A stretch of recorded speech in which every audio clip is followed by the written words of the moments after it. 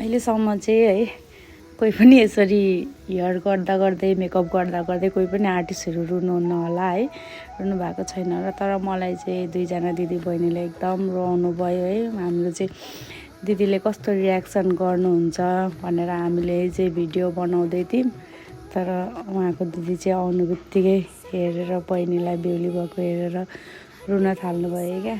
अब बहिनीले चाहिँ मलाई अगाडिदेखि नै भावुक बनाउँदै थियो है। बहिनीको पनि बाबा हुनुहुन्न रहेछ र मेरो पनि बाबा भर्खरै खस्नु भएकोले गरेर म चाहिँ एकदम त्यो आँसु नै कन्ट्रोल गर्न सकिनँ क्या। बहिनीहरूको कुराहरूले गरेर म चाहिँ एकदम इमोसनल भएँ के।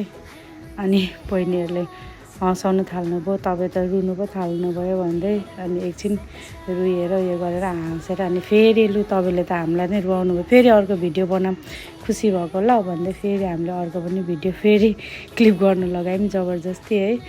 अनि त्यहाँदेखि चाहिँ बहिनीको चाहिँ फाइनल चाहिँ यस्तो हुनुभएको थियो।